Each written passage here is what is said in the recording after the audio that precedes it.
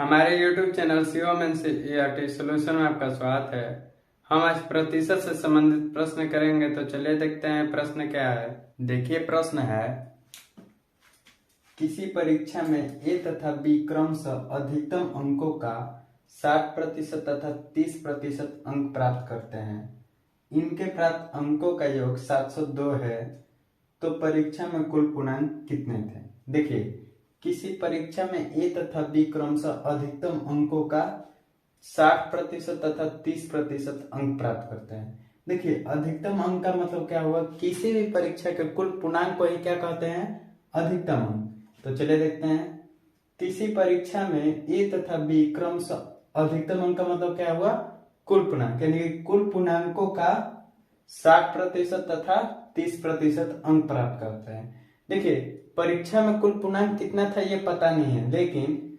उस पूर्णांक का ए कितना प्राप्त करता है, 60%, और बी कितना प्राप्त करता है, 30%। तो चलिए देखते हैं। माना कि परीक्षा में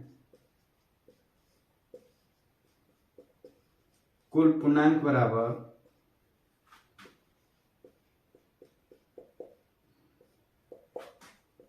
100 अंक।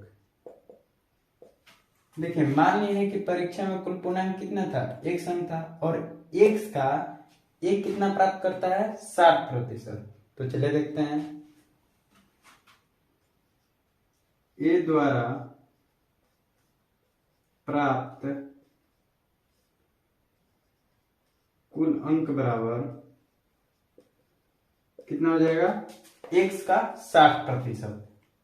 x का 60% कितना हो जाएगा, x का मतलब गुणा 60% बटा में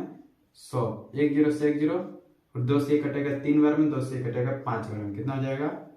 3x बटा में 5 अंक। यानी कि ए द्वारा प्राप्त कुल अंक कितना है, x का 60%, मतलब कितना,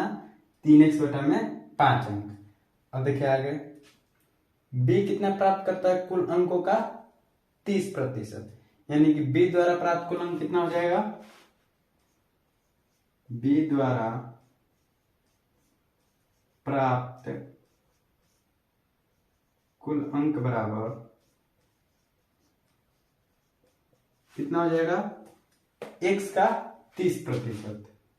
x का 30% कितना हो जाएगा, x का मतलब गुणा 30% तथा बटा में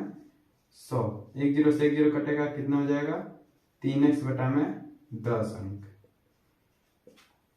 यानी कि b द्वारा प्राप्त कुल अंक कितना आ गया, x का 30%, मतलब कितना,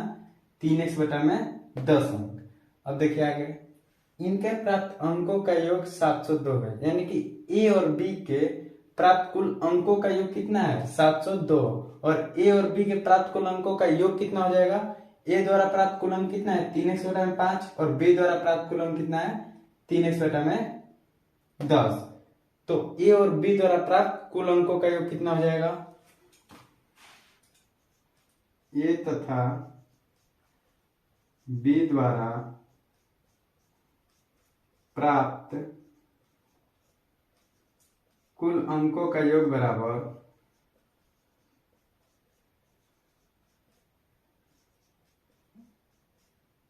कितना हो जाएगा, a द्वारा प्राप्त कुल अंक कितना है, 3x बटा में 5, 3x बटा में 5, प्लस b द्वारा प्राप्त कुल अंक कितना है, 3x बटा में 10, 3x बटा में 10, एलसीएम आ जाएगा 10, 5 से कटेगा 2 बार में, 2 गुणे 3x बराबर 6x, प्लस 3x बराबर कितना हो जाएगा, 9x बटा में 10 अंक।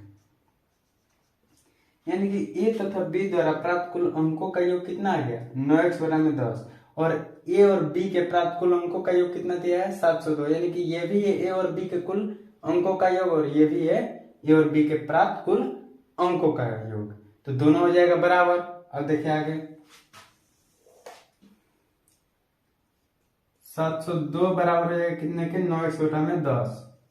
9x बटा में 10 के, या 702 10 इधर क्या है भागा में, उधर जाएगा तो गुना में, गुने 10 बराबर 9x, या 702 गुने 10, 9 इधर गुना में, इधर आएगा तो भागा में, बटा में, 9 बराबर x, और 9 से ये कटेगा 78 बार में, तो कितना हो जाएगा, या x बराबर 78 गुने 10 बराबर 780, यानी कि x का मान कितना आ गया 780। और प्रश्न में क्या पूछा जा रहा है, तो परीक्षा में कुल पूर्णांक कितने थे, यानी कि मान लिया कि परीक्षा में कुल पूर्णांक कितना था x अंक, और x का मान कितना आ गया 780, यानी कि अतः परीक्षा में कुल पूर्णांक बराबर कितना हो जाएगा 780 अंक, 780 अंक, ये हो जाएगा आंसर।